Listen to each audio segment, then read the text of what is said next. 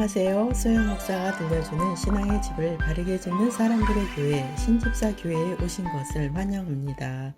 오늘 말씀은 일곱 귀신이 들어오다. 마태복음 12장 45절. 이에 가서 저보다 더 악한 귀신 일곱을 데리고 들어가서 거하니 그 사람의 나중 형편이 전보다 더욱 심하게 되느니라. 이 악한 세대가 또한 이렇게 되리라. 오늘 말씀은 알프레드의 메시아 책을 일부 인용하여 전합니다. 이스라엘의 초대왕 사울은 하나님께 열심을 내어서 이스라엘 전역에 있는 신접한 자, 박수행위자들, 온갖 우상숭배자들을 멸절시킵니다. 그가 훗날에 전쟁에 나가기 위해서 하나님의 음성을 듣고 싶어 할 때가 있었습니다. 그런데 하나님은 말씀하지 않습니다. 왜일까요? 성경을 많이 읽으신 분들은 아실 것입니다. 사울은 말씀대로 하나님을 섬긴 것이 아니라 자신의 생각대로, 자신의 뜻대로 하나님을 섬겼습니다. 그래서 하나님께서도 사울 왕에게 실망을 하셔서 하나님의 음성을 들려주지 않았습니다.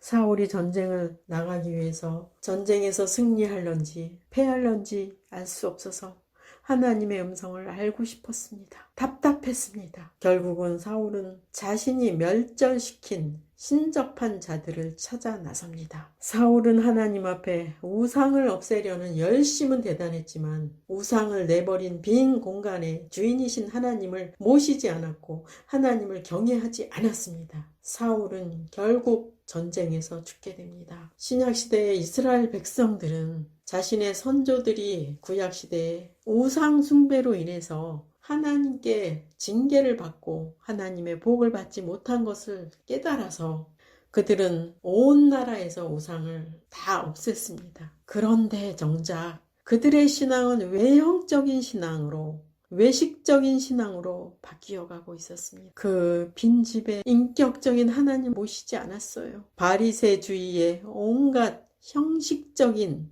외적인 신앙생활로 종교생활로 바뀌어가고 있었고 자신의 의로움을 나타내는 의로움의 치장을 하기 시작했습니다. 사탄도 이것을 교묘히 이용합니다.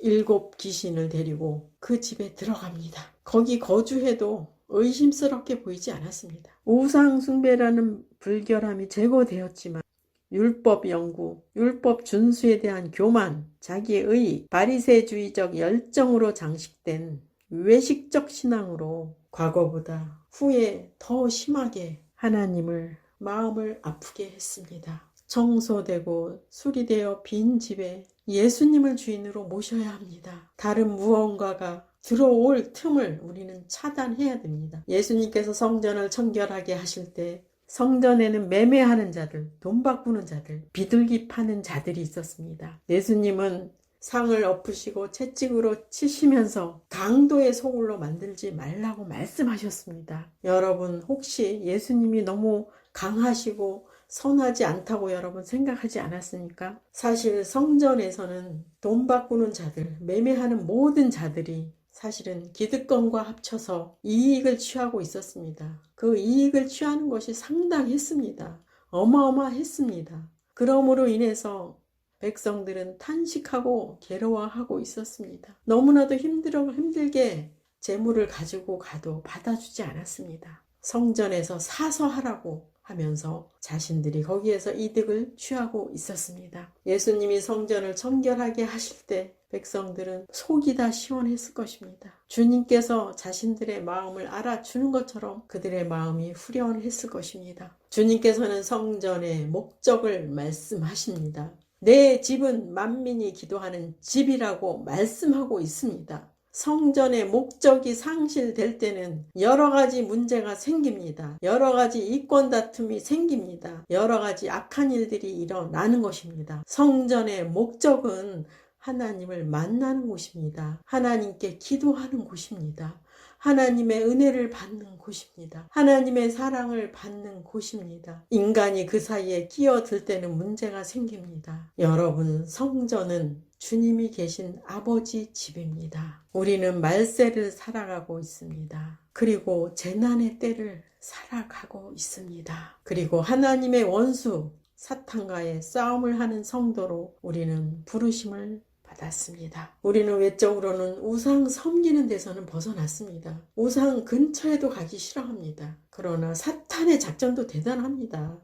사탄도 성경을 이용합니다. 사탄은 율법에 열심내는 것, 그런 것에 집중하게 만듭니다. 우리로 하여금 중요한 것을 잃어버리게 합니다. 주님은 잃어버리게 하고 행위만 남게 합니다. 우리에게 주님이 없어지면 우리는 다 잃어버린 것입니다. 여러분, 주님이 없는 열심은 아무 의미가 없는 것입니다. 바리새인들은 외적 지침들은 준수했지만 주인공이신 말씀이신 예수님을 외면했습니다. 그리고 그들은 하나님께서 보내신 예수님을 믿지도 않고 믿으려는 자들을 방해했습니다. 그들은 많은 사람들에게 짊어지기 어려운 무거운 고통스러운 짐을 막 사람들의 어깨에 지웠습니다. 율법을 준수하라고, 무엇을 지키라고, 무엇을 잘못했다고 마치 자신들이 하나님인 양 하나님의 자리에 앉아버렸습니다. 그들은 경문을 이마에 고정하고 심장 가까운 팔에 채웠습니다. 그런데 그 경문이 미신적이고 부적처럼 사용되었습니다. 말씀으로 살기를 원하는 하나님의 음성은 외면했습니다. 외적인 것에만 치중하게 했습니다. 내면에서 하나님을 만나게 하는 일을 하지 않았습니다. 그들도 만나지 않았고요. 이스라엘의 지도자들은 그 문으로 들어가지 않았습니다. 그들은 다른 데로 들어갔기 때문에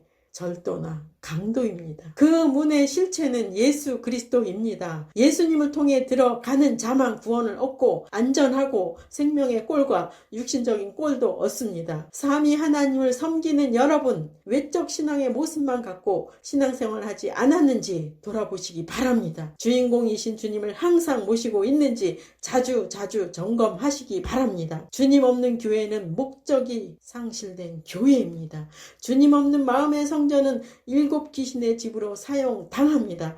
예수님은 여러분의 마음에 모셔야 됩니다. 다른 생각을 품었다가도 주님께 항상 돌아오시기 바랍니다. 주님께서는 기다리고 계십니다. 주님과 연합하여 땅에서부터 천국에 갈 때까지 떨어지지 않기를 축복합니다. 예수의 이름으로 하나님의 성령으로 말씀으로 진리로 여러분은 충만하게 채우셔야 됩니다. 다른 것들은 다 내어 버리시기 바랍니다. 다른 것들은 예수 이름으로 다 내어 쫓으시기 바랍니다.